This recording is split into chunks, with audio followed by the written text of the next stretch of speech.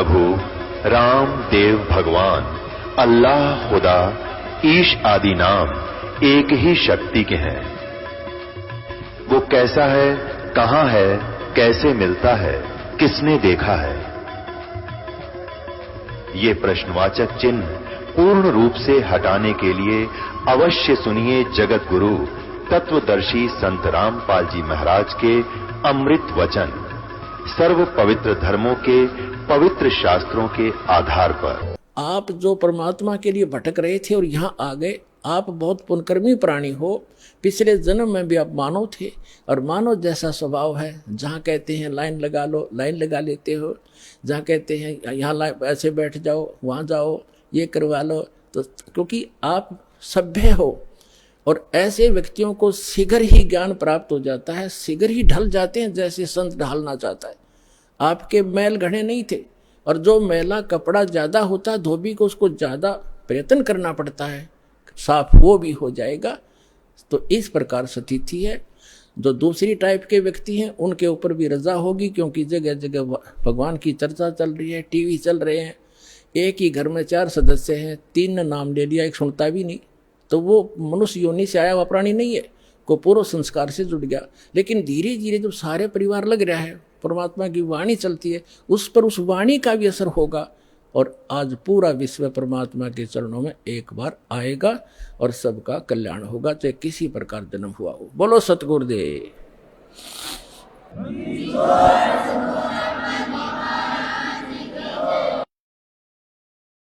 परम पिता परमात्मा परमेश्वर हमारे पिता, सबके जनक, सर्व उत्पादक परमात्मा प्रभु कबीर साहब जी, कबीर जी ये परम अक्षर ब्रह्म हैं, सारी सृष्टि के रचनहार हैं। और पुण्यात्माओं, आपके ऊपर रहम किया उस दीन दयाल ने, आपको ये तत्व ज्ञान समझाया, आप तक पहुंचाया। आप तक ये तत्व ज्ञान पहुंचाने के लिए उस परमेश्वर ने कितने कितने कष्ट उठाए। आप तक पहुंचने के लिए उस परमात्मा ने भिन्न भिन्न भेष बनाए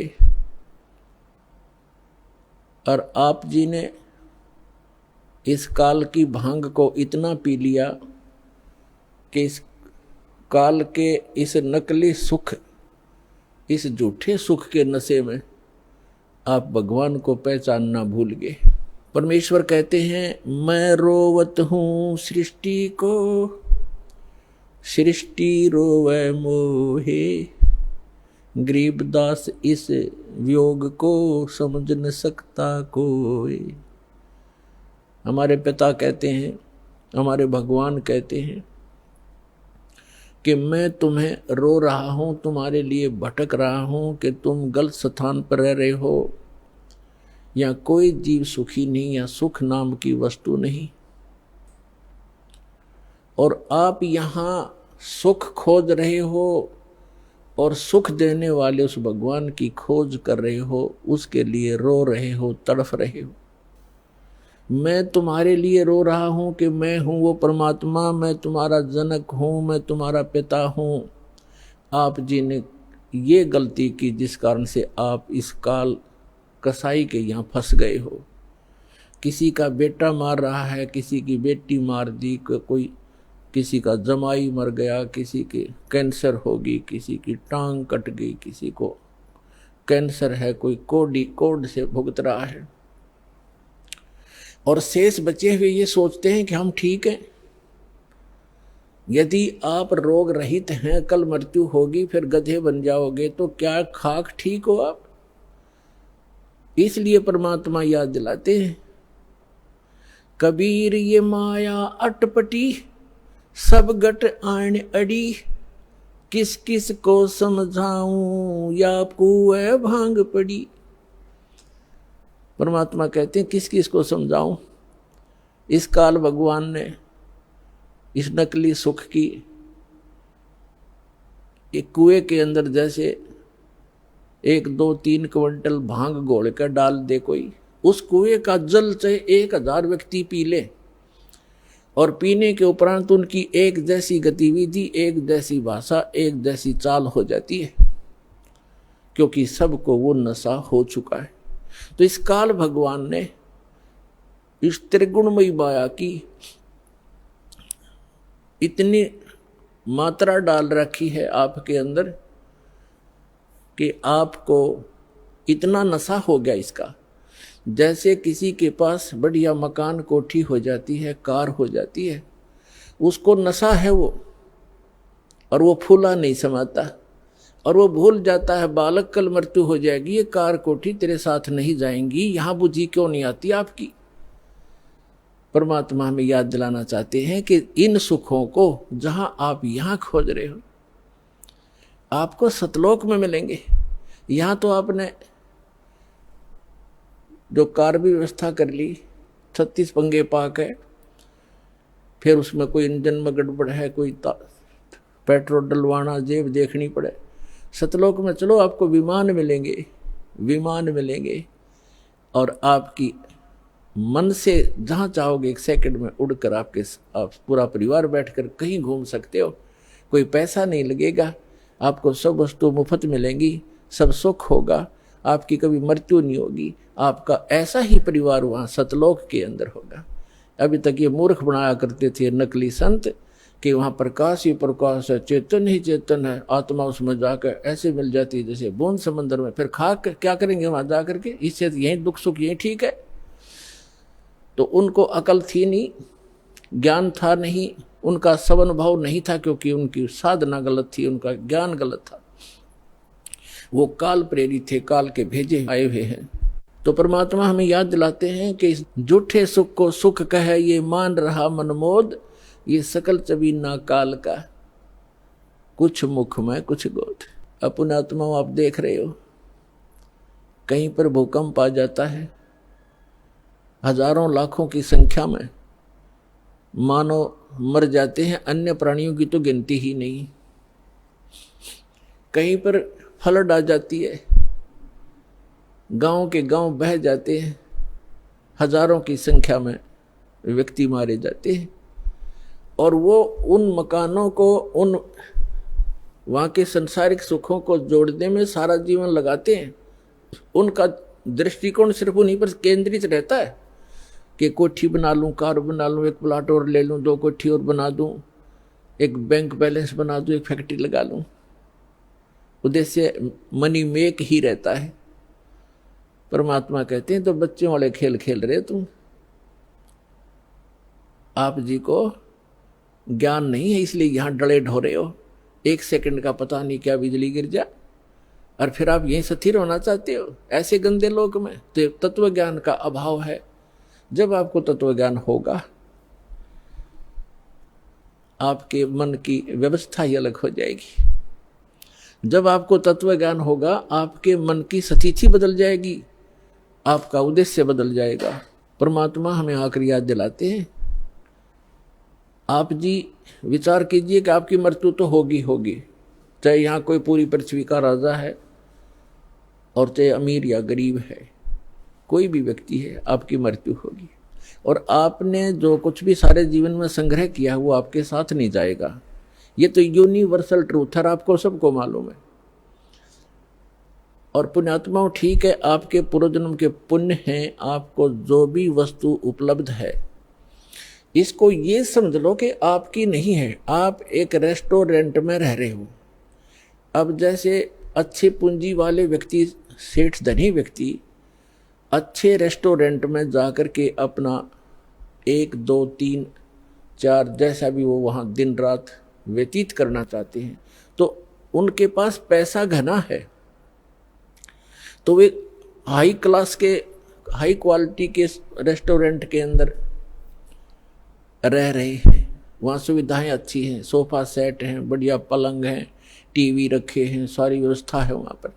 बैल बजा दी, बैरा आ गया, जो वस्तु मांगी उपलब्ध होगी खाने और पीने की। और एक गरीब व्यक्ति जाके एक सिंपल होटल में रुका है जिसमें एक तख्त पड़ा है और सिंपल आहार है, थोड़ा खर्चा है उसका। तो ऐसा ही समझ लो आप, जो गरीब है वो एक सिंपल होटल में रह रहा है, अमीर है वो बड़े होटल में रह रहा है, लेकिन वस्तु किसी की नहीं। वहां पर होटल में गए व्यक्ति को पता होता है कि यहाँ तेरी वस्तु कोई नहीं है, इनको प्रयोग कर सकता है, वो भी अपने खर्चे से। तो इस काल भगवान का ये होटल है फॉर एग्जाम्पल, और इसमें आपके पुण्यों के कारण आप सुविधा जो आपको है वो आपके पूर्वजन्म की पूंजी से है, जेब आपकी ही खर्च हो रही है, जो सुविधाएं आपको उपलब्ध हैं आपके पुण्य क्षीण हो रहे हैं। और गरीब व्यक्ति है वो समझ ले सिंपल होटल में रह रहा है, कोई झोंपड़ी में है चाहे सिंपल मकान में रह रहा है, तो वो भी एक होटल में ही है। एक दिन दोनों ने ही जाना है और दोनों ने वो सब वस्तुएं यही छोड़ जाना है। अब जाना कहाँ है? स्वदेश को जाना है। होटल में व्यक्ति वही रहता है जो विदेश गया हुआ है, अपने घर से बाहर है। आज तक आपको यही नहीं मालूम कि हम इस होटल को छोड़कर प्रस्थान कहाँ करेंगे। आपको तो जबरदस्ती जब आपकी पूंजी समाप्त हो जाती है, आपका समय समाप्त हो जाता है, उस होटल से पकड़कर बाहर फेंक दिया जाता है सड़क पे, आप कहीं जाओ। जब हम घर से बाहर चलते हैं वैसे किसी काम कार्यवश, तो जाने से पहले हम वहाँ कहाँ रुकेंगे, रात्रि हम कैसे व्यतीत करेंगे, उसकी व्यवस्था पहले करके जाते। और संसार छोड़ के जाने वाला व्यक्ति कभी सोचता भी नहीं कि मृत्यु के बाद मैं कहाँ जाऊंगा। तो वो ज्ञान अब आपको प्राप्त हो रहा है कि आप ये साधना करोगे और आप इन होटलों में रहो जैसे जिसकी व्यवस्था है, ठीक है, धनी है अपने उस सुविधा को प्राप्त करो, निर्धन है अपने उन मकानों में गुजर करो। और दोनों ही दो रोटी खाते हैं, एक गरीब भी और सेठ भी, और एक चारपाई पर ही सोते हैं, तीन तीन चार चारों पर सेठ नहीं सो सकता। एक कोने में चाहे 10 कक्ष की कोठी हो, एक कक्ष के एक कमरे में एक तख्त 3.5 बाई। परमात्मा कहते हैं क्या चढ़ावा मेंढिया और लंबी भीत उसार, घरता 3.5 हाथ गणाता 4.25। यानी आपको लेटने के लिए अपने हाथ, ये हाथ होता है इतना, प्रत्येक का शरीर अपने 3.5 हाथ का होता है, 3.5 हाथ का। तो परमात्मा कहते हैं आपने 20 कक्ष की कोठी बना रखी है, उसमें 3.5 हाथ और बाई 1 हाथ, भाई इतनी जगह की जरूरत है आपको। बाकी उस कोठी की शर्मा मार ले, क्या बनेगा उसका? समय खोया, अपना जीवन व्यर्थ किया। तो कहने का भाव ये है कि ठीक है, भगवान ने आपको कोठी भी दी है, सुविधाएं भी हैं, कोई बात नहीं, लेकिन अब भविष्य की तैयारी करो, यहाँ से चलने का उद्देश्य बनाओ। असक जन्म हो गए आप जी ने यही भटकतों का। अब परमात्मा हमें बताते हैं कि आप जी यहाँ इस काल कसाई के लोक में रह रहे हो, इसने आपको अपने स्वार्थवश पाल रखा है, जैसे कसाई बकरे पालता है। पुण्यात्मा, आपके ऊपर 3 गुणों का इतना जबरदस्त प्रभाव हो गया कि आप जी अपने परिवार, अपनी संपत्ति को अपना मान चुके हो, और मान चुके हो जैसे नशे में व्यक्ति चाहे कुर्डियों पर पड़ा हो गंध में, और चाहे चारपाई पे लेट रहा हो, उसको पता ही नहीं तू कहाँ है। तो आज हम सभी की ये स्थिति है कि हम इस सब कुछ को अपना मान चुके, और इसको ये कहा जाता है कि आप कसाई के लोक में रह रहे हो और ये आपको सबको खाएगा बारी बारी, ये नहीं बख्शेगा किसी को भी। किसी परिवार के 3 सदस्य खा जाता है एक दिन में, कोई दुर्घटना से या कोई किसी और अन्य कारणों से, कोई बीमारी से, और शेष बच्चे ये सोचते हम ठीक हैं। जिनके साथ वो घटना घट गई उससे पहले वो भी आप जैसी ही स्थिति में थे। तो पुण्यात्मा, परमात्मा ने रजा बख्शी आपको ये ज्ञान देने की, और फिर वो विकल्प बताया कि यहाँ से जाकर आप कहाँ रहा करोगे।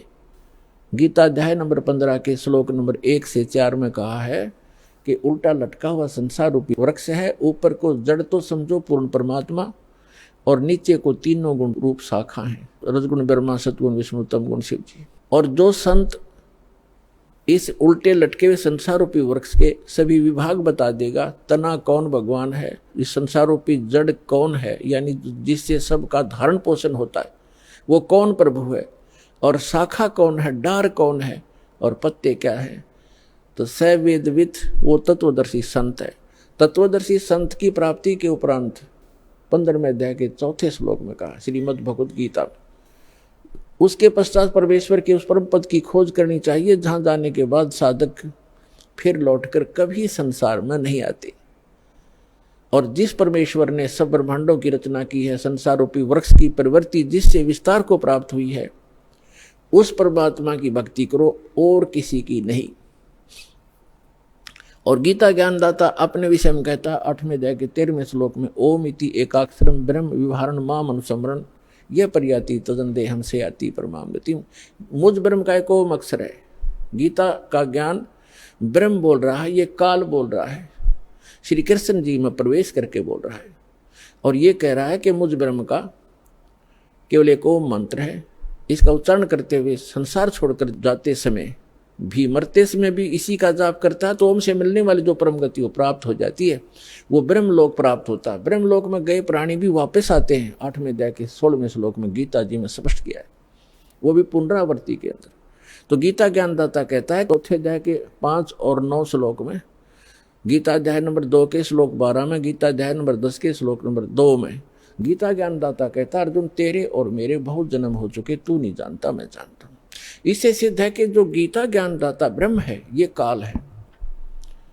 और गीता अध्याय नंबर 11 के श्लोक नंबर 32 में स्वयं कहता है कि अर्जुन मैं काल हूं और अब प्रवृत्त हुआ हूं। श्री कृष्ण नहीं थे काल, श्री कृष्ण होते तो ये कैसे कहते मैं अब प्रवृत्त हुआ हूं। श्री कृष्ण जी तो पहले उपस्थित थे वहां पर अर्जुन के साथ, उनके सारथी बनकर।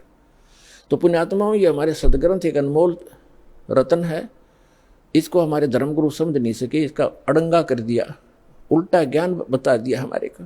श्री कृष्ण जी को सुप्रीम पावर बता दिया, जबकि श्री कृष्ण जी तो एक ब्रह्मांड में एक सतोगुण विभाग के मंत्री समझो, और इनका पिता काल एक ब्रह्मांड में मुख्यमंत्री समझो, और ओवरऑल कंट्रोलर सभी ब्रह्मांडों का वो प्रधानमंत्री समझो, वो परम अक्षर ब्रह्म समझो, वो पूर्ण परमात्मा। उसकी साधना के लिए ही ये गीता ज्ञानदाता बार बार कह रहा है। गीता अध्याय नंबर 18 के श्लोक नंबर 62 में कहा कि अर्जुन तू सर्वभाव से उस परमेश्वर की शरण में जा, उस परमेश्वर की कृपा से तो परम शांति को और सनातन परम धाम को प्राप्त होगा। गीता अध्याय नंबर 8 के श्लोक नंबर 1 में अर्जुन ने पूछा कि हे परमात्मा, आपने जो 7वें अध्याय के 29वें श्लोक में जिस तत्ब्रह्म की जानकारी दी है कि तत्ब्रह्म को से परिचित प्राणी, इस अध्यात्म ज्ञान से परिचित और सभी कर्मों से परिचित व्यक्ति केवल जरा और मरण से छूटने के लिए प्रयत्न करता। जरा माने वृद्धावस्था और मरण माने मृत्यु। जरा और मरण से छूटने के लिए जो प्रयत्न करते हैं वे उस तत्ब्रह्म से परिचित हैं, अर्थात उस पूर्ण परमात्मा से परिचित हैं, उसके उस शाश्वत स्थान से परिचित हैं। वहां जाने के बाद बुढ़ापा नहीं आता, वृद्धावस्था नहीं आती और मृत्यु नहीं होती। 8वें अध्याय के प्रथम मंत्र में अर्जुन ने पूछा फिर किम तत्ब्रह्म, वो तत्ब्रह्म क्या है वो बता दे मुझे। अब 8वें अध्याय के 3रे श्लोक में गीता ज्ञानदाता ये काल कहता है ब्रह्म कि वो परम अक्षर ब्रह्म है, यानी गीता ज्ञानदाता से कोई अन्य है वो प्रभु, वो स्वामी, वो मालिक। गीता अध्याय नंबर 4 के श्लोक नंबर 32 और 34 में स्पष्ट किया है कि वो सच्चिदानंद घन ब्रह्म अपने मुख कमल से बोलकर एक अमृत ज्ञान प्रचार करता है। उस सच्चिदानंद घन ब्रह्म की वाणी में धार्मिक अनुष्ठानों की, अध्यात्म मार्ग की, भक्ति विधि विस्तार के साथ कही गई है, वो तत्व ज्ञान है। उस तत्व ज्ञान को अर्जुन तो तत्वदर्शी संतों के पास जाकर समझ, उनको दंडवत प्रणाम करने से, कपट छोड़कर प्रसन्न करने से वो तत्वदर्शी संत तुझे तत्व ज्ञान का उपदेश करेंगे। इससे सिद्ध है कि गीता के अंदर वो तत्व ज्ञान नहीं है और गीता ज्ञान दाता भी तत्व ज्ञान से अपरिचित है। उसके लिए दास को भेजा परमपिता ने, कबीर भगवान ने तत्वदर्शी संत बनाकर। अब जो प्रसंग चल रहा है कि गीता ज्ञानदाता 8वें अध्याय के तीसरे मंत्र में कहता है कि वो परम अक्षर ब्रह्म है, और गीता अध्याय नंबर 8 के श्लोक नंबर 5 और 7 में अपनी साधना करने को कह रहा है कि मेरी भक्ति कर, मुझे प्राप्त होगा, लेकिन युद्ध करना पड़ेगा। और पुण्यात्मा जहाँ युद्ध है वहाँ शांति नहीं हो सकती। इसलिए गीता ज्ञानदाता कहता है 18वें अध्याय के 62वें श्लोक में कि सर्वभाव से तू उस परमेश्वर की शरण में जा, उस परम अक्षर ब्रह्म की शरण में जा, उसकी कृपा से तू परम शांति को और सनातन परम धाम को प्राप्त होगा, जहाँ जाने के बाद साधक फिर लौटकर कभी संसार में नहीं आते। अब गीता ज्ञानदाता गीता अध्याय नंबर 8 के श्लोक नंबर 8, 9, 10 में कहता है कि उस सच्चिदानंद घन ब्रह्म की भक्ति करने वाला प्राणी साधक भक्ति की शक्ति से, योग के बल से, योग माने साधना के बल से, भक्ति की ताकत से, उस मंत्रों की भक्ति की कमाई की ताकत से उस परमात्मा को सच्चिदानंद घन ब्रह्म यानी परम अक्षर ब्रह्म को ही प्राप्त होता है। अपना तो उसने मंत्र बता दिया 8वें अध्याय के 13वें श्लोक में कि मुझ ब्रह्म का केवल एक ओम अक्षर है, नथिंग एल्स। ओम नमः शिवाय, ओम भगवते, ओम ये भगवते वासुदेव, ये मंत्र नहीं है, ये तो बाल बलौने वाले खिलौने हैं, मीठी गोलियां हैं। 17वें अध्याय के 23वें श्लोक में गीता ज्ञानदाता ने केवल संकेत दिया है कि उस सच्चिदानंद घन ब्रह्म के पाने का 3 मंत्र का जाप है, नथिंग एल्स, उसके अतिरिक्त कुछ नहीं। ओम तत्सत इति निर्देश है ब्रह्मण त्रिविध समर्थ है, ब्राह्मणा तेन वेदा चय्यगा विहिता पुरा। क्योंकि परमात्मा प्रत्येक युग में आते हैं और प्रत्येक युग में अपना यथार्थ ज्ञान सुनाते हैं। कुछ पुण्यात्माएं उनको स्वीकार करती हैं, इसलिए कहा कि स्टार्ट जब होता है उस समय परमात्मा यथार्थ ज्ञान देता है। ब्राह्मण माने विद्वान पुरुष, बुद्धिमान व्यक्ति, फिर इसी आधार से वो साधना किया करते हैं। फिर कुछ दिनों के बाद फिर से ये काल के दूत सक्रिय हो जाते हैं और यथार्थ ज्ञान को समाप्त कर देते हैं। इसलिए गीता ज्ञानदाता कहता है कि मैंने पहले भी ये ज्ञान दिया था शाश्वत इन सभी को, और फिर उसको आगे कुछ दिन चला, लेकिन अब ये लोप हो गया, या पुनः फिर दे रहा हूं। तो यहां बताया है कि ओम तत्सत, ओम तो ब्रह्म का। गीता अध्याय नंबर 15 के श्लोक नंबर 16 और 17 में 3 पुरुष हैं, एक सरपुरुष, एक अक्षर पुरुष। सरपुरुष ये काल है, ये ब्रह्म है जिसके लोक में हम फंसे हुए हैं, ये काल कसाई कहा गया है। इसको वेदों के जो ज्ञाता कहलाते थे इसको ब्रह्म कहते थे, और ब्रह्म को ये सुप्रीम पावर कहते थे। इनको कख भी पता नहीं था। ये केवल 21 ब्रह्मांड का स्वामी है, प्रभु है, ब्रह्म माने भगवान है, स्वामी है। और फिर परब्रह्म इससे नेक्स्ट, जैसे दादा परदादा, एक दादा उससे नेक्स्ट दादा, तो ये ब्रह्म, फिर परब्रह्म। परब्रह्म को अक्षर पुरुष भी कहते हैं, इसको सर पुरुष कहते हैं ब्रह्म को। अक्षर पुरुष 7 शंख ब्रह्मांड का स्वामी है, नील पद्म शंख, 7 शंख ब्रह्मांड का स्वामी है, इसको अक्षर पुरुष का। इसकी आयु बहुत लंबी है, इसलिए इसको अक्षर पुरुष कहते हैं। अब जो तीसरे नंबर का है, गीता अध्याय नंबर 15 के श्लोक 16 में 2 पुरुष हैं, सरपुरुष और अक्षर पुरुष। और बताया कि जितने भी इनके अंतर्गत प्राणी हैं शरीरधारी, इन सब का, और साथ में इन दोनों सरपुरुष और अक्षर पुरुष का शरीर तो नाशवान है, जीवात्मा किसी की नहीं मरती। आगे फिर 15वें अध्याय के 17वें श्लोक में तुरंत बताया है कि उत्तम पुरुष है तू अन्य परमात्मा इति उदाहरते। उत्तम पुरुष, पुरुषोत्तम, पुरुषोत्तम तो कोई और ही है इन दोनों से, सरपुरुष और अक्षर पुरुष से। वो 8वें अध्याय के 3 श्लोक में गीता ज्ञानदाता ने बता दिया वो परम अक्षर ब्रह्म है। अब देखो, ब्रह्म एक सरब्रह्म, सरपुरुष को चाहे सरब्रह्म को, ये तो 7 संग ब्रह्मांड का प्रभु है, स्वामी है, सरब्रह्म, जिसको काल कहते हैं, जिसने गीता का ज्ञान श्री कृष्ण में प्रवेश करके दिया, इसको सरब्रह्म कहते हैं। ये 21 ब्रह्मांड का ब्रह्म है, स्वामी है। और जो अक्षर ब्रह्म है, अक्षर पुरुष कहो चाहे अक्षर ब्रह्म को, वो 7 संग ब्रह्मांड का स्वामी है। और परम अक्षर पुरुष कहो, परम अक्षर ब्रह्म को, वो असंख्य ब्रह्मांड का ओवरऑल कंट्रोलर है। और वही इस संसार रूपी वृक्ष का मूल है, जड़ है, जिससे सबका धारण पोषण होता है, जो सबका पालक है। गीता अध्याय नंबर 15 के श्लोक नंबर 17 में कहा कि उत्तम पुरुष है तू अन्य परमात्मा इति उदाहरत है, यह लोक तर्म आविश्य विभर्ति अवैश्वर है। ओम तत्सत इसमें बताया है कि उत्तम पुरुष है तू अन्य, इन सरपुरुष रक्षर पुरुष से वो श्रेष्ठ भगवान, उत्तम माने श्रेष्ठ, पुरुषोत्तम कहो उत्तम पुरुष कहो एक ही बात है। वो पुरुषोत्तम तो कोई और है, वो परम अक्षर ब्रह्म है। 8वें अध्याय के 3 श्लोक में गीता ज्ञानदाता ने स्पष्ट ही कर दिया। और जिसको परमात्मा कहा जाता है, ओए है अपने आत्मा, अभी तक तो आप जी को अध्यात्म मार्ग का ABC भी ज्ञान नहीं था, क्योंकि हमारे ये गुरु ही ऐसे नकली थे, इनको स्वयं ज्ञान नहीं था। अब परमात्मा का अर्थ क्या होता है? अब आज का जो सत्संग है, इस परमात्मा कौन है? ये कसाई काल के लोक में हम रह रहे हैं, हम कैसे ये कसाई है और परमात्मा कौन है? जैसे गीता अध्याय नंबर 15 के श्लोक नंबर 17 में स्पष्ट कर दिया है कि उत्तम पुरुष है तू अन्य परमात्मा इति उदाहरत है। जिसको परमात्मा कहा जाता है, ओए होए परमात्मा, परम माने श्रेष्ठ, आत्मा माने सोल, यानी अच्छी आत्मा, दीन दयाल जिसको कहा जा सकता है, परमात्मा श्रेष्ठ आत्मा। और जो मारे, पूरे किसी परिवार को मारता है, काटता है और बुरा हाल कर रखा है, क्या वो परमात्मा हो सकता है? न कभी नहीं। भले ही हम उसको अनजानपने में परमात्मा मान बैठे हैं, पर वो परमात्मा नहीं है। परमात्मा की परिभाषा से जब आप परिचित होगे, परमात्मा वो है जो केवल सुख दे, दुख नहीं दे। तो वो सतलोक, वो परमात्मा जो हमें वो स्थान बता रखा है कि मेरा वहाँ लोक है, मैंने वहाँ ऐसी व्यवस्था कर रखी है, तो सारे असंख्य ब्रह्मांडों के प्राणी आप सतलोक में रह सकते हो।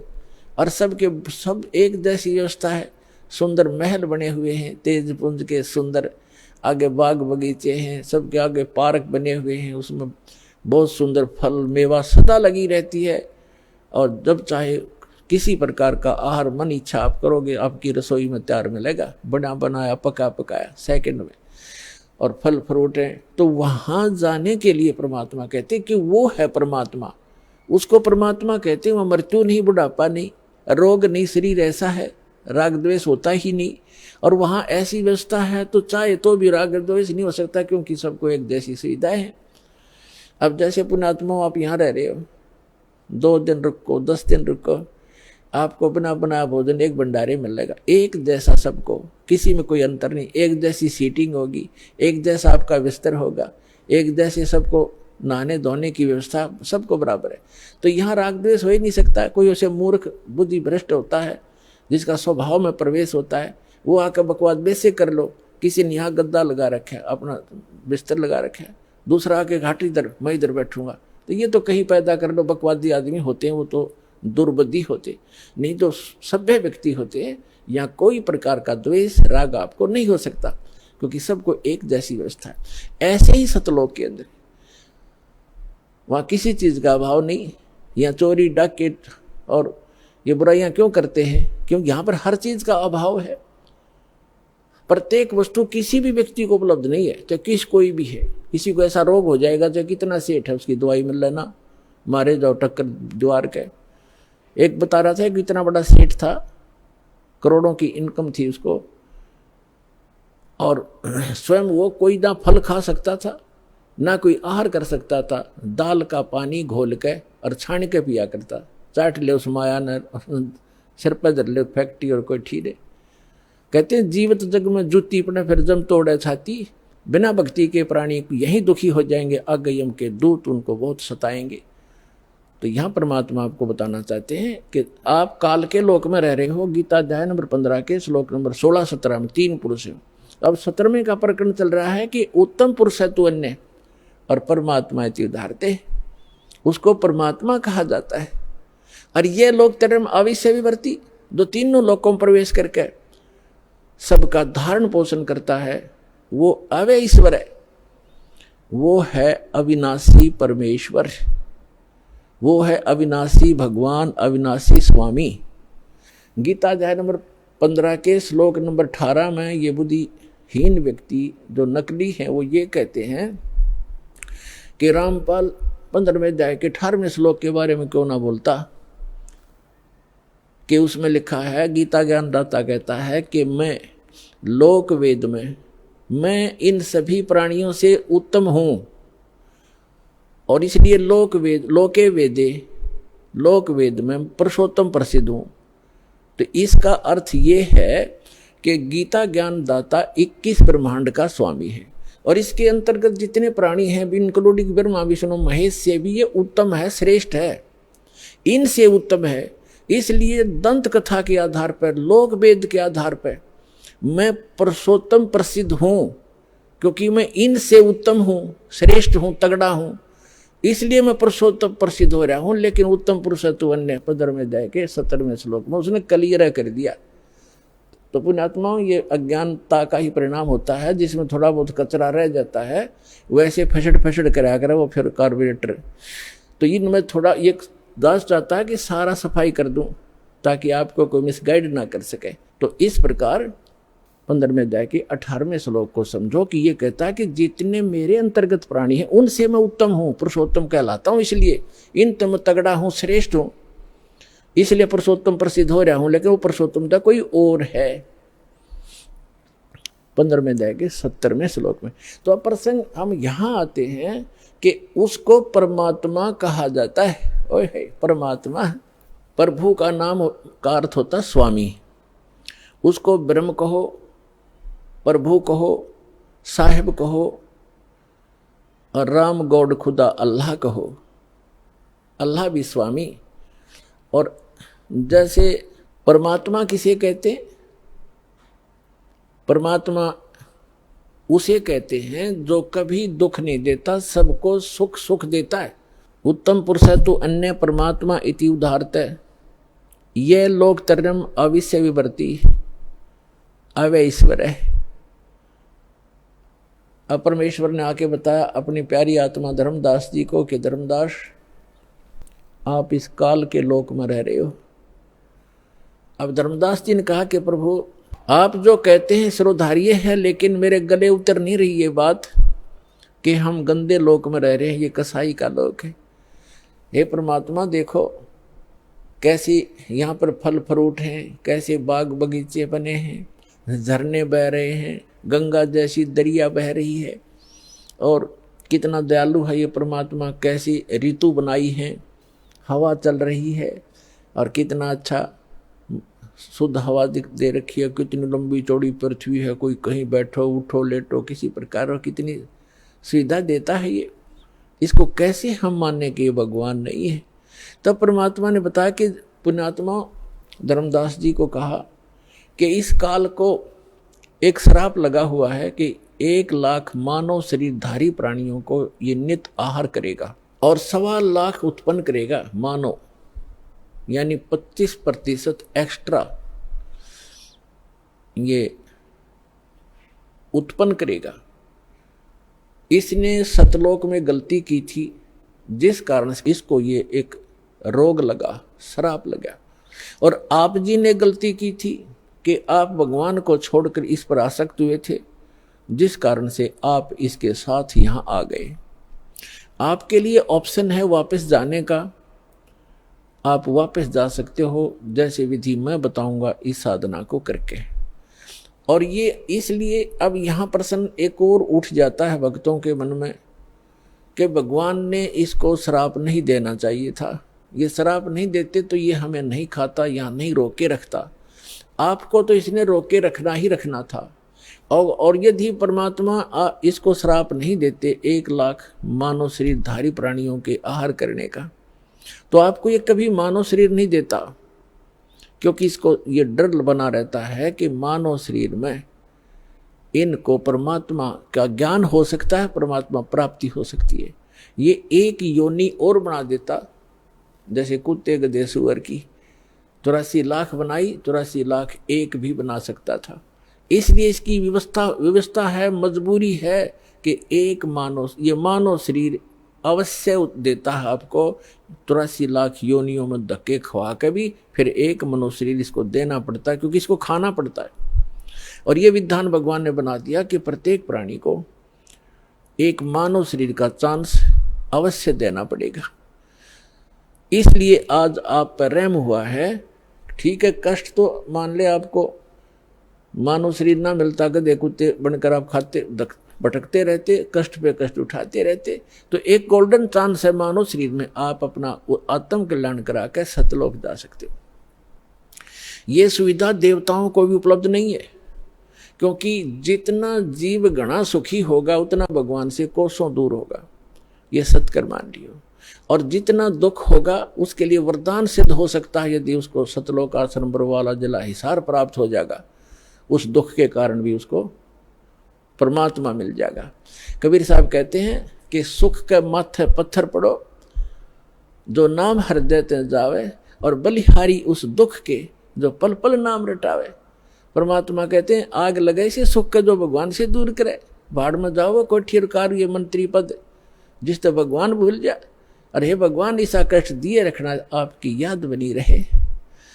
तो पुण्यात्मा, आप बालक हो, अध्यात्म ज्ञान मिला नहीं। आमीन जय बजरंग बली जय गणेश जी के गीत गा के हम इनकी भी भक्ति सही नहीं कर पा रहे थे, गणेश जी की, शिव जी की, विष्णु जी की, माताओं की। ये साधना भी इस दास के पास उपलब्ध है, जो ये आपको यथार्थ लाभ देंगे। इन मंत्रों के वश हैं ये, जो दास आपको देगा। ये इनके बस की बात नहीं है। इन मंत्रों के जाप से आप अपने आप ये अट्रैक्ट होते हैं। जैसे उदाहरण देते रहते हैं कि भैंसा होता है, भैंसे को भैंसा भैंसा करते रहो, कति ध्यान नहीं देगा। एक बार उसकी एक अलग से लैंग्वेज होती है, प्रत्येक क्षेत्र वाइज। उसको एक बार करते हुर्र तो वो तुरंत देखता है और बहुत सावधानी से तकता है किधर से आई आवाज। तो ये समझ लेना, ये जो दास आपको मंत्र देता है इन भगवानों की, यह पूजा नहीं है। इनसे लाभ लेने के ये विशेष मंत्र है, जिनके ये अट्रैक्ट होते हैं, विवश हैं, ये लाभ देते ही देते। इसके अतिरिक्त कोई मंत्र आप जाप करते रहो, आपको वो अध्यात्म लाभ नहीं मिलेगा, क्योंकि वो शास्त्र विधि त्याग कर मनमाना आचरण है, जिसके विषय में गीता अध्याय नंबर 16 के श्लोक 23-24 में स्पष्ट किया है कि शास्त्र विधि को त्याग कर जो मनमाना आचरण करते हैं उनको ना सुख होता है, ना उनकी कोई उनको सिद्धि प्राप्त होती है, और न ही उनकी कोई परम गति होती है। यूजलेस, व्यर्थ है। तो शास्त्र अनुकूल साधना इस विषय में इस दास रामपाल दास के अतिरिक्त कहीं पर भी उपलब्ध नहीं है।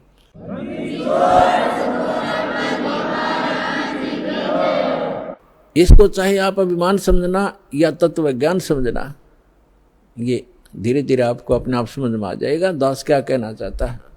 अभिमान तो वो व्यक्ति किया करता जिसकी अपनी कोई खोज हो, चाहिए तो उसने भी नहीं। और हम तो संत भक्त हैं, हम किसी प्रकार का कोई अभिमान या ईगो कभी नहीं रखते। जो ऐसा रखता है वो भक्त नहीं, ना संत नहीं, क्योंकि ये तो सदग्रंथों में प्रमाणित है, हमारे सदग्रंथों में लिखा हुआ था। वो खजाना इनका हाथ लगा नहीं, क्योंकि ये इनको ज्ञान नहीं था। अपने आत्माओं, जैसे श्रीमद् भगवद गीता अध्याय नंबर 17 के श्लोक नंबर 23 में लिखा है, ओम तत्सत इति निर्देश ब्रह्मण त्रिवेद समर्थ ब्राह्मणा तेन वेदाच यज्ञा विहिता पुरा। इसका अर्थ ये है कि उस सच्चिदानंद घन ब्रह्म परम अक्षर ब्रह्म के प्राप्ति का, उस शाश्वत स्थान में जाने का एक 3 अक्षर का मंत्र है, ओम तत्सत इति निर्देश है। निर्देश माने डायरेक्शन, नथिंग एल्स, फाइनल फैसला, फाइनल डिसीजन। अच्छा, यहां पर ओम तो ब्रह्म का है, सरपुरुष का, और तत् और सत ये सांकेतिक है। तत् ये अक्षर पुरुष का, जिसको अक्षर ब्रह्म भी कहते हैं, जो सात्संग ब्रह्मांड का स्वामी है, ये मंत्र है। और सत्य ये परम अक्षर ब्रह्म का मंत्र है। ये तत् और सत्य सांकेतिक है। और यहां बताया है, गुरु बिन वेद पढ़े जो प्राणी, समझन सार रहे अज्ञानी। गुरु बिन काहुन पाया ज्ञाना, जो थोथा भूस छड़े मूड किसाना। सतगुरु के बिन, गुरु के बिना किसी को भी वेदों का ज्ञान नहीं हुआ। वो तो ऐसे अपने अटकलबाजी करते रहे जैसे कोई मूढ़ किसान धान निकालने के बाद पड़ी पराली को और उसको कूट रहा है मोगरों से, डंडों से, या उनको पटक रहा है पकड़ पकड़ के। किस लिए? उससे पूछा जाए कि इसमें से कनक निकाल लूंगा, धान निकाल लूंगा, तो उसको ज्ञान नहीं है, वो मूढ़ है। और समझदार तो उसमें से निकाल के ले जा चुका है, वो तो पराल पड़ी है, भूस पड़ा है। तो जो भूस को कूट रहा है वो तत्व ज्ञान उस मार्ग का परिचित नहीं है। तो यहाँ बताया है, गुरु बिन काहु न पाया ज्ञाना, ज्यों थोथा भूस छड़े मूढ़ किसाना। गुरु बिन वेद पढ़े जो प्राणी, और समझे न सार रहे अज्ञानी। तो ये सभी अज्ञानी थे। कई वक्त आते हैं, वो कहते हैं जी मैंने सुधांशु जी से नाम ले रखा है, और फिर क्या बताता जी भूत प्रवेश है, प्रेत बाधा कई वर्षों से। अच्छा, फिर सुधांशु जी के मंत्र ने के काम करे आपका, क्या नाम दे रखा है? ओ हरिओम तत्सत। अरे वाह भाई वाह, ये है वो नीम हकीम। कहते वस्तु कहाँ खोजे कहाँ, किस विद लागे हाथ, एक पलक में पाइए भेदी ले ले साथ। अब ये तत् और सत ये सांकेतिक है। ओम तत्सत ओम तत्सत ये नहीं जब करना, हरि ओम तो कभी करना ही नहीं साथ लगा करके। ओम की बेइज्जती करते हो आप। ओम मंत्र अकेला जाप किया जाता है, इसके साथ कोई भी जोड़ नहीं होना चाहिए। ऐसे ही अब क्या बताया है कि जैसे एक धनी व्यक्ति था, सेठ था, साहूकार, उसने अपनी पैड में, बही में, डायरी में लिख दिया, उसके अपने ही मकान के आंगन में एक मंदिर बना रखा था, और उसमें बही में लिख दिया, पैड में, डायरी में, कि चांदनी 14, यानी चांदनी 14 रात्रि के 12 बजे मंदिर के गुम्बज में इतने किलो चांदी, इतने किलो सोना और इतने नगद पैसे जमा कर रखे, दबा रखे। इसलिए कोड वर्डों में लिखते थे कि बच्चे कहीं गलती से कभी खोद बैठे, निकाल ना लें, मेरे जाने के बाद फिर ये प्रयोग कर लें। इसलिए चोरों के डर से वो ऐसे छुपा दिया करते थे। पहले बैंक नहीं होते थे। उस सेठ की मृत्यु होगी अचानक। पिता के अंतिम संस्कार करके उन बच्चों ने फिर देखा कि पिता की लेख देखते हैं। उन्होंने वो डायरी देखी, उसमें लिखा था चांदनी 14 रात्रि के 12 बजे मंदिर के गुम्बद में इतना धन दबा रखे। तो उन बच्चों ने 2-3 दिन के बाद अपने पिता की क्रियाक्रम से निपट कर हफ्ते 10 दिन, 12 दिन, 15 दिन के बाद वो मंदिर का गुम्बद फोड़ दिया रात्रि के समय। उन्होंने सोचा, पिता ने संकेत दिया है कि दिन में तो कोई देख लेगा, रात्रि में फोड़ियो। तो रात्रि में उन्होंने मंदिर का गुम्बद फोड़ डाला, उसमें कुछ नहीं था। उनको बड़ा अफसोस हुआ कि पिताजी तो हमें गलत गाइड करके हमें बहका गए और धन कहीं और दबा गए। अब उसको कैसे खोजेंगे, गया हाथ से, बहुत धन था। बुरी तरह रो रहे हैं। कुछ दिनों के बाद उसके पिता का कोई मित्र सेठ आया। बच्चों ने अपनी समस्या उसके सामने रखी कि अंकल ऐसे ऐसे समस्या आ गई है, हमारे पिताजी ने झूठ बोल दिया, पैसा कहीं और छुपा रखा है, हम गुम्बद में लिखा है, गुम्बद में तो पाया नहीं, हमने मंदिर भी फोड़ दिया। तब उस सेठ ने कहा कि मुझे दिखाओ कहाँ लिखा है। उसने लेख देखा कि चांदनी 14 रात्रि के 12 बजे मंदिर के गुम्बद में इतना पैसा। तो उसने कहा, बेटा इस गुम्बद को यथावत बनाओ, यथावत जैसे था वैसा ही बना दो, फिर बताऊंगा कहाँ पर है। और चांदनी 14 आने दो। 15 दिन के बाद, महीने के 20 दिन के बाद, वह 10-5 दिन के बाद वह चांदनी 14 आनी थी, वो वैसा ही गुम्बद बना दिया। रात्रि के समय, चांदनी रात्रि में, और गुम्बद की छाया आंगन में जहाँ थी उसके घर पे, वो जमीन वहाँ खुदवाई के ये निशान लगा दिया, यहाँ खोदो। वो ज्यों का तो धन पा गया। तो ये नकली सारे गुम्बद फोड़नीय थे, स्थान का पता नहीं था। तो इनको इन सदग्रंथों के कोड वर्डों का ज्ञान नहीं हुआ। तो वस्तु कहाँ ढूंढे, कहाँ किस विद लागे हाथ, एक पलक में पाइए बेदी ले लो साथ। तो ये दास इन सदग्रंथों का और जानकार बना के, तत्वदर्शी संत बना के कबीर भगवान ने आप उसके बच्चों के लिए भेज दिया। अपनात्माओं अविलंब काम करो यू, कहते समझा है तो सर दर पाओ और भौर नीरे ऐसा दाव। तो ये गरीबदास जी कहते हैं, गरीबदास ये वक्त जाते रो गए इस पैरे न, हाथ से मानो शरीर छूट गया, भक्ति यथार्थ मिली नहीं, तो फिर रोया करोगे इस समय को। कहते हैं मानुष जीवन दुर्लभ है, मिले न बारंबार, और तरवर से पत्ता टूट जा वो फिर नहीं लगता डार। अब जो प्रसंग चल रहा है हम आते हैं उसी पर कि परमात्मा की परिभाषा क्या है और काल किसे कहते हैं। तो ये प्रसंग पूरा हुआ कि यथार्थ भक्ति कौन सी है, और वो स्थान एक ऐसा है जहाँ जरा मरण नहीं होता। वहाँ जाने के बाद प्राणी फिर लौटकर कभी संसार में नहीं आते, और वहाँ जरा और मरण नहीं है, वृद्ध अवस्था और मृत्यु नहीं है। और यहाँ दोनों डेफिनेट है, यदि मृत्यु भी है और वृद्ध अवस्था भी है। लंबी उम्र होगी तो वृद्ध अवस्था है, बीच में मर गया तो 100 पहाड़ टूट जा परिवार के ऊपर, कमाने वाला एक था बच्चों का क्या होगा, हुआ तो वृद्ध अवस्था तो बूढ़ी मौत होगी। कहने का भाव ये है, जब तक हम परमेश्वर की शरण में नहीं आते तब तक हम काल की रेंज में रहते हैं, और जब हम कबीर भगवान की शरण में आ जाते हैं हम काल की रीत से बाहर हो जाते हैं। फिर उसका विधान हम पर लागू नहीं रहता, हम परमेश्वर की शरण में आ जाते हैं। और समर्थ की शरण में जो आ जाता है उसको फिर बाहर का व्यक्ति दुखी नहीं कर सकता, उसको स्वयं पता होता है कि इस आदमी के इस शरणागत को छेड़ दिया तो ये तेरा बक्कल उतार देगा। तो इसी प्रकार हम समर्थ की शरण में आ गए हैं। आप कबीर भगवान वो समर्थ है, वो कादिर परमात्मा है, उसकी शरण में आ गए। उसकी शरण ना त्यागना, इतना ध्यान अवश्य रखना।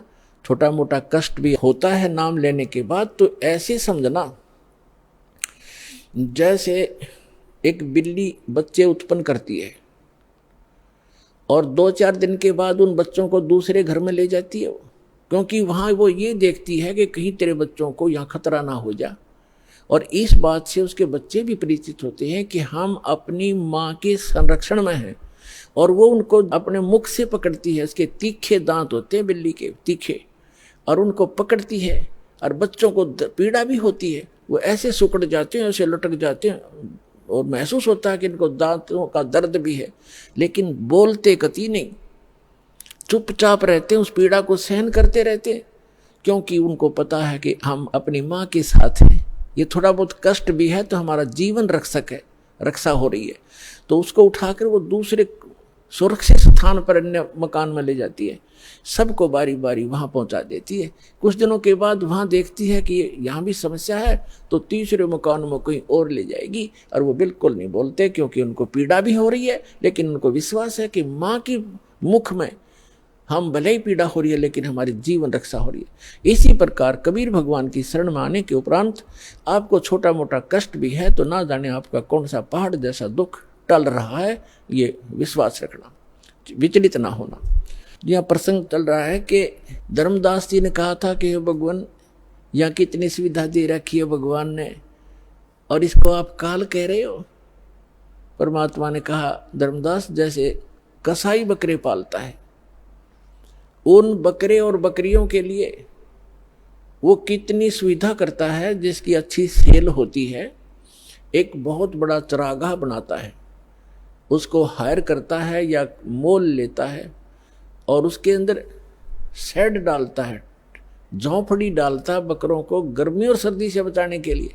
उसमें जगह जगह तालाब बनाता है, छोटी छोटी तलैया सी, उनको पानी से भर कर रखता है, उनके लिए घास फूस वहाँ व्यवस्था कराता है। उस सारी व्यवस्था को देखकर वो भोले प्राणी ये समझ बैठते हैं कि हमारा मालिक, हमारा स्वामी कितना दयालु है, हमारी कितनी केयर टेक रखता है, सारी सुविधाएं प्रदान करता है, हिंसक पशुओं से बचाता है, चारों तरफ से बाड़ लगा देता है, और अंदर वृक्ष हैं, झाड़ बोझड़े हैं, फल घास फूस है, गर्मी से बचने के लिए शेड है, सर्दी से बचने के लिए व्यवस्था शेड है।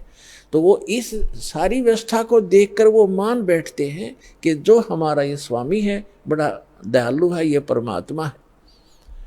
और जब वो कभी उनके बीच में आता है तो वो सारे उसको प्यार देने के लिए उसके चारों तरफ कोई ऊपर को पैर फैलाता है अपने सीने से लगाने के लिए, और वो उसको चाटते हैं प्यार से, जीभ से चाटना चाहते हैं उनको एक विशेष रिगार्ड देने के लिए। वो तो चाट रहे हैं जीभ से और वो कसाई देख रहा है से हाथ लगा के, और वो खुश होते हैं कि हमारा मालिक हमसे प्यार कर रहा है। वो देख रहा है कि ये कितना मांस हो गया, कितने का बिकेगा, और वो सोच रहे हैं मुझे हमें प्यार कर रहा है। आइए अब हम उन श्रद्धालुओं के अनुभव जानते हैं जो जगत गुरु तत्वदर्शी संत रामपाल जी महाराज जी से दीक्षा प्राप्त कर चुके हैं तथा उनके द्वारा बताए गए भक्ति मार्ग पर चल रहे हैं। नमस्कार सर। नमस्कार सर। सर क्या नाम है आपका? मेरा नाम कुम्भन दास साहू है जी। कुंभन जी आप कहाँ से हैं? मैं छत्तीसगढ़ राजनांदगांव जिला से हूँ जी। कुंभन जी, संत रामपाल जी महाराज से नाम दीक्षा आपने कब ली? 5 जुलाई 2013 को लिया जी। संत रामपाल जी महाराज से नाम दीक्षा लेने से पहले आप क्या भक्ति साधनाएं करते थे? संत रामपाल जी महाराज से नाम दीक्षा लेने से पहले मैं हमारे घर में पुराना जो चलते थे हमारे दादा परदादा के ज़माने से दामा खेड़ा से कबीरपंथ से नाम दीक्षा लिए हुए थे वो लोग। उसी के अनुसार हम भी संत परंपरा जो चल रहे थे उसी के हिसाब से हम लोग गुरुवारी के हिसाब से नाम दीक्षा लेकर भक्ति करते थे। उसके अलावा हम सभी देवी देवताओं का भी पूजा पाठ करते थे जी। सर आपने बताया कि आप दामाखेड़ा पंथ से जुड़े हुए थे, तो फिर संत रामपाल जी महाराज की शरण में आप कैसे आए? अब ऐसा है जी कि दामेखेड़ा पंथ से तो जुड़े हुए थे, लेकिन जैसे कि कबीर साहब की वाणी में आते हैं कि पाथर पूजे तो हरि मिले, तो में पूजे फड़हार, जा से भली जो पीस खाए संसार। कबीर परमात्मा की ये वाणी बार बार दिल में चोट करते थे जी, कि परमात्मा तो बोलते हैं कि पत्थर की पूजा करने से अगर कहीं भगवान अगर मिल जाए तो मैं जितने पहाड़ में अगर पत्थर है मैं उसका पूजा करने के लिए तैयार हूँ। तो कहने को तो ऐसा था, जैसे कि एक वाणी और आता है कि मुड़ मुड़ाए सो हरि मिले, तो सबको ही ले मुड़ाए, बार बार के मुड़ से भेड़ ना बैकुंठ जाए। तो ये मुंडन चुंडन का भी काम करवाते थे दामाखेड़ा वाले लोग। तो ये सब चीज़ हमको जमा नहीं, और उसके जो भक्ति हम करते थे तो हमको लाभ तो मिलता ही नहीं था, उसके बजाय उल्टा हम लोगों को और नुकसान उठाना पड़ते थे। जैसे कि कोई भी प्रकार के वहाँ पर ड्रामा जैसे नाच गान ये सब होते थे, जबकि परमात्मा का वाणी है, कबीर साहब के ग्रंथ में वर्णन है कि मुक्ति न होए नाची गाए, मुक्ति न होए ढोल बजाए, मुक्ति न होए मृदंग खिलाए, मुक्ति न होए घंट हिलाए। ये सब वाणी परमात्मा के आते हैं।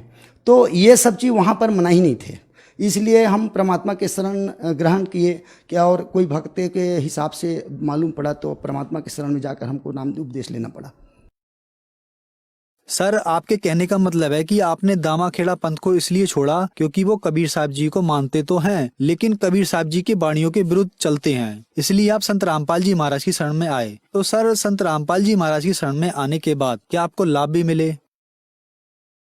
ऐसा है कि संत रामपाल जी महाराज जी के शरण में आने के बाद हमको तो लाभ तो अनेकों मिले हैं, लेकिन हम कुछ लाभ आपको बताते हैं। जैसे कि हमारा जो लड़की है, मेरा 4 बच्चे हैं, 1 लड़का है 3 लड़की है मेरा। तो मेरा जो बड़े वाले लड़की हैं वो बचपन से आज 20 वर्ष का हो गया था, तो वो बिस्तर पर ही पेशाब कर डालते थे। उसका इलाज पानी बहुत कराए लेकिन ठीक नहीं हो पाए थे। तो हम भक्तों को वहाँ पर जो सेवादार है उससे बात किए, तो बोले कि परमात्मा के पास अर्जी लगाओ। तो हम जैसे ही परमात्मा के पास में अर्जी लगवाए तो हमको महीना नहीं लगा, हमारे लड़की का जो वो रोग था वो भी ठीक हुआ। उसके बाद में भी परमात्मा ने इतना अच्छा लाभ दिए कि उसका रमणी जो विवाह है वो भी तय हो गया सर जी। और तय होने के बाद में 1 महीने के अंदर में उसका रमणी विवाह का भी कार्यक्रम हुआ। ऐसे टाइप का हमको उसके लिए हम सोच नहीं सकते थे कि हम लाखों करोड़ों रुपया भी लेकर के हम अपने बच्ची के लिए अगर वर ढूंढने जाएं तो हमको वैसे नहीं मिल सकते, क्योंकि आज हम दहेज के बोझ से लदा रहते एक पिता होने के नाते, क्योंकि आज समाज में एक कुरीति घर कर गए हैं जिसकी वजह से हमको भी दान दहेज देना पड़ता। आज वो जो बोझ है, हम निम्न वर्ग के हैं, छोटे वर्ग के हैं, तो ये सब दूसरे को देखा दिखाई में हमको भी दहेज देना पड़ता। तो परमात्मा की दया से वो भी उससे भी बचे। जैसे कि हम दूसरे को देखते थे, हम बहुत शौकीन थे शुरू से, तो दूसरे को देखते थे, बाइक वाइक तो था अपने घर पर, लेकिन हमको भी शौक लगता था कि हमारे फैमिली लंबा है तो हमारे घर में भी 4 पहिया वाहन हो। लेकिन परमात्मा की दया से जैसे ही हम प्रथम नाम उपदेश लिए तो मेरे घर में जो डिलीवरी वाहन है, जिसको आज के डेट में टाटा एस बोले जाते हैं, वो परमात्मा ने रजत बख्शी और वो हम खरीदे प्रथम नाम उपदेश लेने के बाद में। उसके बाद में 4 महीना के बाद में हमको सतनाम प्राप्त हुआ परमात्मा से। सतनाम प्राप्त होने के बाद में हम दूसरा 4 पहिया वाहन खरीदे, जिसको हम स्कूल में लगाए भाड़े पर बच्चों को ले जाने के लिए। उसके बाद में परमात्मा ने दनादन इतना ही रजा किए कि हम फिर से 4 पहिया वाहन खरीदे। उसके बाद में फिर एक 4 तो हमारे पास 4 पहिया वाहन है। और उसके बाद में अभी वर्तमान का एक घटना बताता हूँ। मैं अभी मई जो 2021 में जो घटना घटे हैं, उसमें मेरे घर पर मैं रूम में प्लास्टर करवा रहा था। तो प्लास्टर करवाने पर मैं जब लाइन का कनेक्शन वहाँ का बंद कर दिया गया, और प्लास्टर का लाइन का जब कनेक्शन बंद किया तो बाहर से हम कनेक्शन लिए हुए थे बाहर, तो वहाँ पर एक बोर्ड में तार लगाए थे, तो सीलिंग का फैन निकाला हुआ नहीं था, क्योंकि सीलिंग का प्लास्टर नहीं कराना है, सिर्फ दीवार का कराना था। तो उतने में जो मिस्त्री जो काम करने के लिए आते हैं बोले कि भैया इसको आप निकाल दो, और नहीं तो वो गंदा हो जाएगा, मतलब जो प्लास्टर करेंगे तो जैसे ही उसको निकाल के दिया मेरे हाथ पर, तो मैं दरवाजे के पास पे ऐसा क्रॉस कर रहा था, तो उधर से मेरे अपने लड़के को मैं बोला कि बेटा इसको आप पकड़ो और उधर ले जाकर रखो। तो मैं जैसे ही उसको दिया तो तार वायर था, वो जो कनेक्शन जो लाइन लिए थे वो मेरे उंगली पर आकर टूट के रखा। तो जब टूटा तो मेरे को करंट लग गया। करंट 5 मिनट तो लगा था, मेरे घुटने इतना पानी था रूम के अंदर में। तो मैं परमात्मा की दया से, अगर मान लो मैं परमात्मा से अगर नाम उपदेश संत रामपाल जी महाराज से नहीं लिया रहता, तो आज वो जो 2 मिस्त्री था, एक वर्कर था और काम करने के लिए मजदूर आए थे, वो मेरे भी लड़का भी साइड में खड़ा हुआ था, तो हम सभी लोग अगर नाम उपदेश नहीं लिए रहते संत रामपाल जी महाराज से, तो हम लोगों का आज मौत एकदम तय था। तो ये बहुत बड़ी चमत्कार हुई हमारे साथ में। सर, क्या आप नशा भी करते थे? जी सर जी, मैं तो नशा के मामले में तो बहुत ज़्यादा ही ये था, शराब भी पीता था, और हमारे छत्तीसगढ़ प्रचलन है जो जिसको गुड़ाखू कहते हैं, उसका भी मैं सेवन करता था, गांजा के भी मैं सेवन करता था। बाहर कुछ दिन मैं काम किया हूँ, वहाँ पर जो चरस वगैरह बोलते हैं, उसका भी मैं सेवन किया था। तो मैं नशा करके अगर जब घर में आता था तो उनमें घर मेरे परिवार भी बच्चे लोग सब डर के सहमे रह जाते थे। जब मैं परमात्मा से नाम उपदेश लेकर आया और कम से कम मैं 1 महीना तक के ना एकदम सुन रह करके जब भक्ति किया, तो वो लोगों का उमंग और खुशी का वो ठिकाना नहीं था, उसके बारे में मैं बयान नहीं कर सकता। तो मैं भी बहुत नशा पानी करके बहुत बड़ी दुराचारी था। मैं कहा जाए मैं एक राक्षस था, जिसे परमात्मा के शरण जाने से एक मानव बनाया परमात्मा ने मुझे, संत रामपाल जी महाराज ने। सर, संत रामपाल जी महाराज से नाम दीक्षा लेने के बाद आपको बहुत सारे लाभ मिले, जैसे कि आपने बताया कि पहले आपकी आर्थिक स्थिति बहुत ज्यादा खराब थी, और संत रामपाल जी महाराज से नाम दीक्षा लेने के बाद आज आपके पास 4 गाड़ियां हैं, और भी बहुत सारे लाभ मिले आपको संत रामपाल जी महाराज से नाम दीक्षा लेने के बाद। तो जो दर्शक आज आपको देख रहे हैं और वो भी संत रामपाल जी महाराज से नाम दीक्षा लेना चाहते हैं, तो कैसे ले सकते हैं? संत रामपाल जी महाराज जी से अगर नाम दीक्षा लेना चाहेंगे तो अनेकों चैनल संत रामपाल जी महाराज का सत्संग चलता है, उसके नीचे में पीली पट्टी चलती है, उसमें कांटेक्ट नंबर दिया रहता है। उस कांटेक्ट नंबर पर कांटेक्ट करके और नाम उपदेश लेकर के अपना कल्याण करा सकते हैं जी। धन्यवाद सर। साहब जी।